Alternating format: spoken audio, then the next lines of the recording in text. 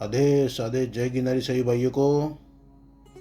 आज मैं एक महत्वपूर्ण साधना लेके आया हूँ कि भाई, एक बहुत से भाई बोल रहे थे कमेंट में कि गुरुजी को एक ग्राम्य देवताओं की साधना दो।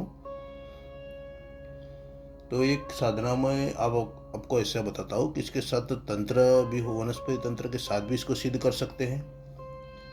डायरेक्ट जब तब से भी सिद्ध कर सकते हैं, लेकिन वनस्पति तंत्र से करोगे तो वो 7 दिन में सिद्ध होगा।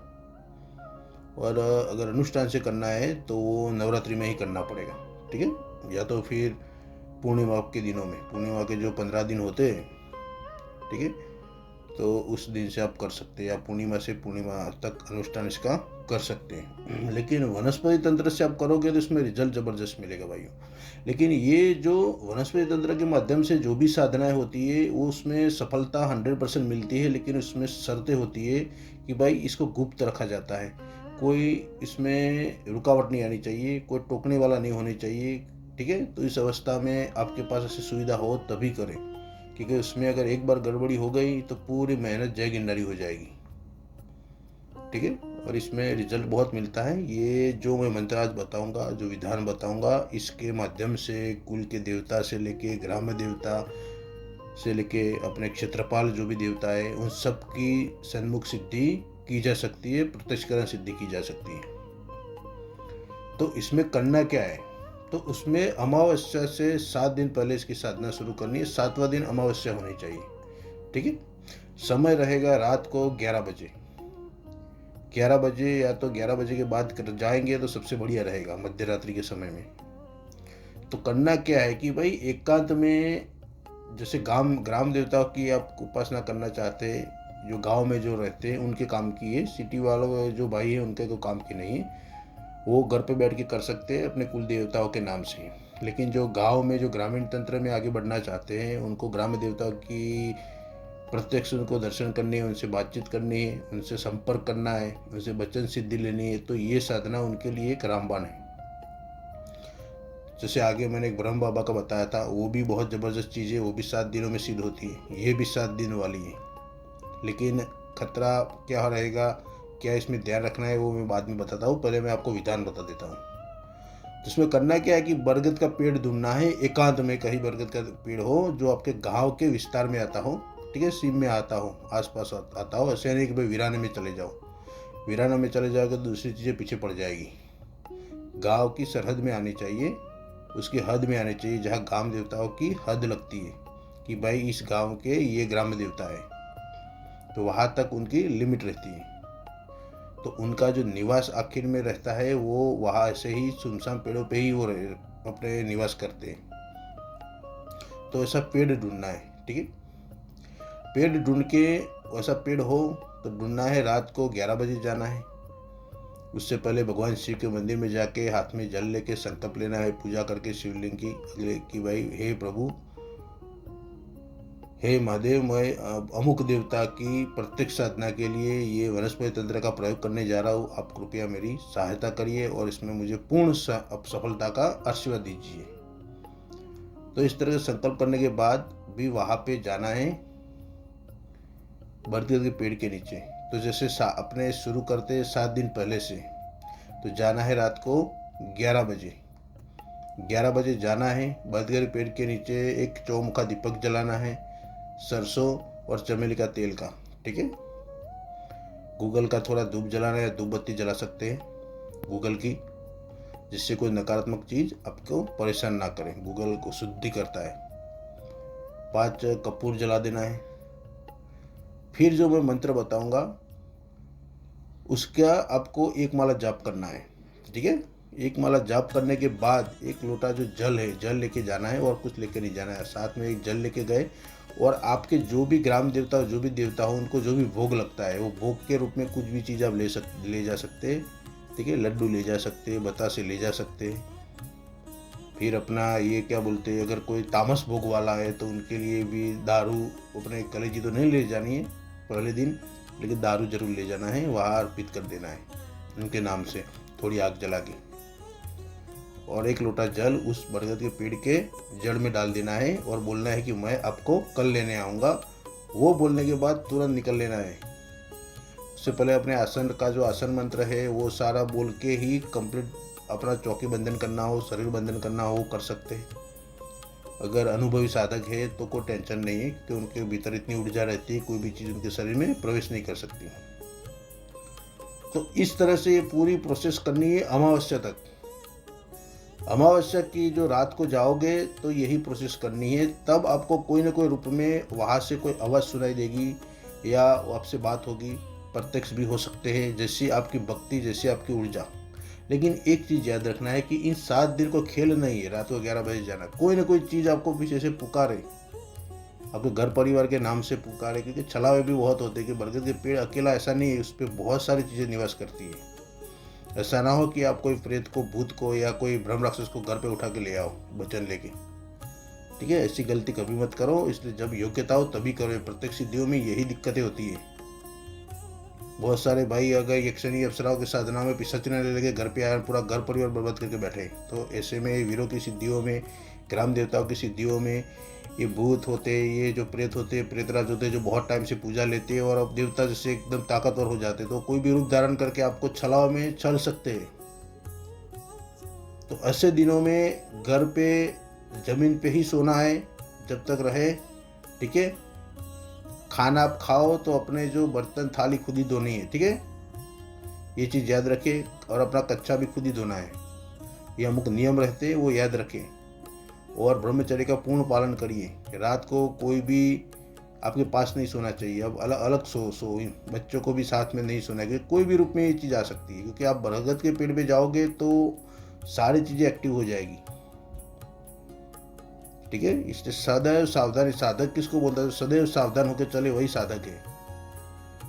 तो ये जो है अपने रिस्क पे करिए, अपने गुरु महाराज के आदेश पे करिए। क्योंकि मैं तो यही बोलता हूँ कि जब सक्षम बन जाओ तभी करो, वरना लेने के देने पड़ जाओगे।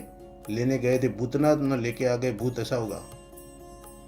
इसलिए मेरे को सारे पहलू को उजागर करना बहुत ज़रूरी है, क्योंकि ये जो तंत्र है वो बहुत ही खतरनाक, ऐसा 7 दिन का नहीं, वो कभी भी बीच में भी प्रकट हो सकते हैं।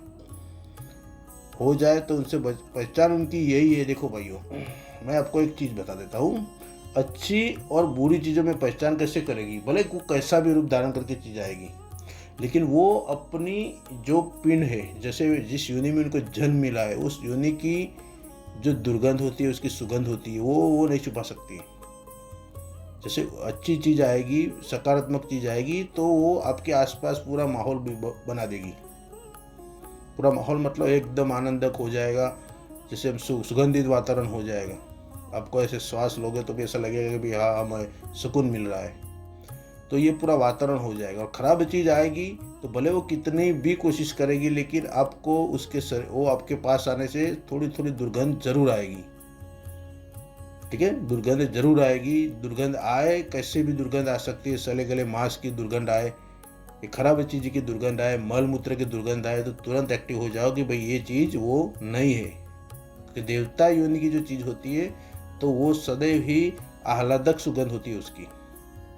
दूसरे छलावे कैसा भी रूप परिवर्तित करे, लेकिन ये अपनी ये सुगंध वो कभी भी छुपा नहीं सकते। तो इस चीज़ का सदैव ध्यान रखो। हर चीज़ को परखना सीखो। ऐसा नहीं कि भी कोई भी आ गया बाहरी चीज़ से प्रभावी मत हो, अंदरी चीज़ ही चाहिए। क्योंकि ये योनियाँ इसलिए तो नहीं बोलते कि भाई कभी ये सुगंधित चीज़ लगा के बाहर मत घुमा करो, क्योंकि ये लोग की शरीर में दुर्गंधी ऐसी रहती है नकारात्मक चीज़ों की, इसलिए ये सुगंधित चीज़ों के पीछे वो पड़े रहते हैं। ठीक है, यानी कि ओरिजिनल जो चीज़ होती है उनको इनसे कोई लेना नहीं होता, वो तो सुगंधित ही होती है। उनकी जो आती है तो हवा में जो पूरी सुगंध ही पूरी अलग फैल जाती है। तो ये पूरा रहेगा। और अच्छी उच्च कोटि की जो चीज़ आती है आपके पास, जैसे देवता योनि की चीज़ आएगी, तो आपको घबराहट होगी जरूर, लेकिन अंदर से एक आनंद रहेगा। कि डर तो लगेगा ही, क्योंकि कोई भी चीज़ सामने आएगी रात को, मध्य रात्रि को ऐसे कूद के आपके सामने प्रकट हो गई तो कोई भी हालत खराब हो सकती है। लेकिन कमजोर दिल वाला तो वही जय गिरनारी हो सकता है। साधक कोई भी हो, एक दिन तो ऐसे चमकेगा तो सही, लेकिन उसको अंदर से एक आनंद रहेगा, क्योंकि उसकी आत्मा पहचान जाती है ना। आत्मा में उसको आनंद रहता है, मन में आनंद रहता है, क्योंकि वो तो देख ही पाती है। आपकी चर्म चक्षु है, लेकिन उसकी तो दिव्य चक्षु है ही। तो अंदर से ऐसा आनंद आएगा, अलग से आनंद आएगा, आपकी मस्ती पूरी अलग हो जाएगी। फिर धीरे धीरे वो डर चला जाएगा। और बुरी चीज़ में होता क्या है कि भाई आप उसके बाहरी प्रभाव से प्रभावित जरूर होते हो, लेकिन अंदर से आपको घबराहट रहती है, बेचैनी रहती है। घबराहट बेचैनी ऐसा लगे तो समझो कि भाई ये चीज़ हमारे काम की नहीं है, ये हमको छलने के लिए आई है। इसलिए ये सब चीज़ों की पहचान है, ये सब चीज़ें अमुक चीज़ें पहचान करना आप सीखो। ये खेल नहीं है तभी प्रत्यक्षकरण में उलझो, वरना क्या लेके गए आपको कोई भी उल्लू बना के घर परिवार में प्रवेश करके हालत खराब कर देगा। ठीक है, तो इस मंत्र जो मैं बताऊंगा ये तंत्र पूरा ये हो गया, तो इसके माध्यम से कौन कौन सी सिद्धियां की जा सकती है। तो भाई कुल देवताओं से ग्राम देवता हो गए, चौराहे के देवता हो गए, क्षेत्रपाल के देवता हो गए, ठीक है, इन सारी चीज़ों की सिद्धि ये तंत्र से किया जा सकता है।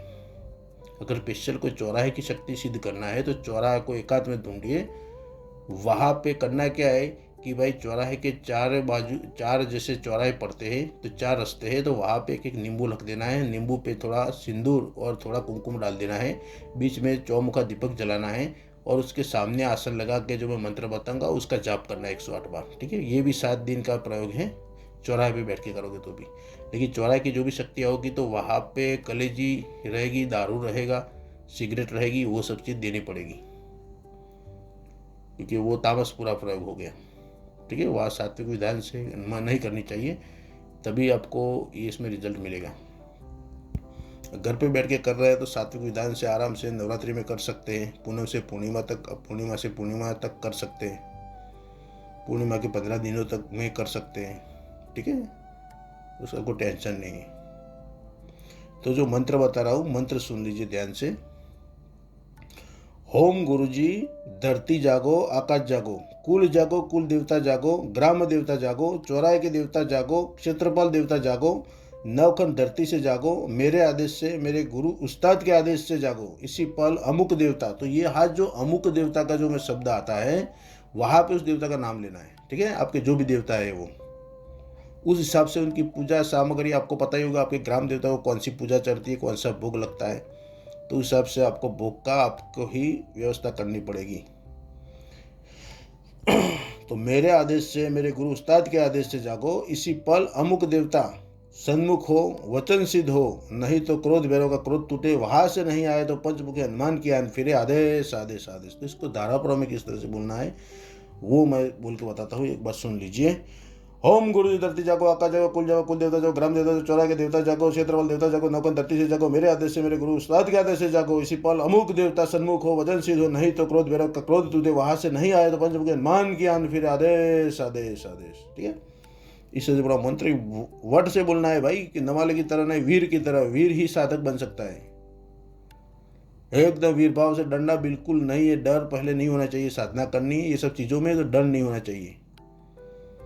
डर गए तो खत्म हो गई बात, जय गिरनारी। या पागल हो जाओगे या घर परिवार बर्बाद हो जाएगा। जो भी आप सुख समृद्धि चाहते हो तो नहीं मिलेगी, ऊपर से ऐसी दुर्गति में फंसोगे, कोई निकालने वाला नहीं मिलेगा, किसी को पता ही नहीं चलेगा। कि साधना जितनी उग्र होती है, जितनी पावरफुल होती है, उतना उसका पलटवार भी इतना पावरफुल होता है, उसमें गड़बड़ी हो गई तो। इसलिए मैं ज़्यादातर कोई तामस विधान नहीं बताता, तामसिक साधनाएं नहीं बताता। उसका कारण यही है क्योंकि आप लोग सह नहीं पाओगे इस कलयुग में। इस युग में ऐसे साधकों की नहीं इच्छा शक्ति है, नहीं मन की शक्ति है, नहीं हट शक्ति इतनी है कि भाई वो कर पाए। क्योंकि आप घर पे बैठते हो, घर पे कोई अगर आप बैठ के जाप कर रहे हो, भले कोई भी जाप कर रहे हो, गुरु मंत्र के ही जाप कर रहे हो, और कोई दरवाज़ा खटखटाए तो ऐसे ही आप साले बेहोश हो जाओगे। साला कौन आ गया मध्य रात्रि को, एक आध में बैठोगे तो वहाँ ऐसी हालत, तो बाहर क्या होगा। बाहर तो खुली चुनौती है, नीचे धरती है, ऊपर आकाश है, 10 दिक्पाल है, उनके सामने आप जा रहे हो भाई। तो कोई देवता अगर आपसे प्रसन्न होता है और खुश होकर भी आना चाहे तो भी आप ऐसे ही भाग जाओगे, वो आपके पीछे पीछे भागेगा, आप आगे भागोगे, बोले भाई गलती हो गई, मेरे को नहीं चाहिए। तो ये सब दिन नहीं करना चाहिए। जब करो कंप्लीट मनोबल से करो, ऐसा नहीं कि भाई मैं पहुंच गया, ये कर लूँ वो कर लूँ, मैं अपना पूरी परिस्थिति सुधार दूँ। ये सब बोलने की बातें जब करोगे तो पता चलेगा। एक एक दिन गिनना बहुत मुश्किल हो जाता है। जब साधना, बाहरी जो साधना होती है वो बहुत ही उग्र होती है, उसमें सफलता बाहरी साधनाओं में जल्द मिलती है, क्योंकि बाहर ऊर्जा ऐसी रहती है कि ऊपर आकाश से ऐसी ऊर्जा का विस्तार ही होता है। जैसे मंत्र जगते, मंत्र की ऊर्जा जैसे ब्रह्मांड से जो ऊर्जा गिरती है तो आसपास सारी चीज़ों को जागृत कर देती है। तो आप जो भी वहाँ पे सूक्ष्म रूप से जो भी विराजित जो भी चीज़ें होती है उन सब की नज़र आप पे रहती है। तो वो सब ऊर्जा चुराने के लिए आपके इतर भीतर घूमने ही लगते हैं। कोई ना कोई माध्यम से आपके संपर्क करना चाहेगा। इसलिए मजबूती चाहिए भाई। ये कोई खेल नहीं है कि भाई आप बैठ गए न ऐसा कर लिया न वैसा कर लिया, लेने जाओगे कुछ और आएगा कुछ और। ले आप लोग तो नहीं मानते, बोलते रहते हो, तो मेरे को क्या है, मेरे पास है, सब देता रहता हूँ भाई। करो, मेरे को ज्ञान का विस्तार ही करना है, कहा कुछ लेना है, लेकिन बहुत सोच समझ के करिए। ऐसा ना हो कि लेने के देने पड़ जाए। पहले घर से मजबूत बनिए, फिर युद्ध भूमि में निकलिए। ठीक है, साधक के पास सारी चीजें होनी चाहिए।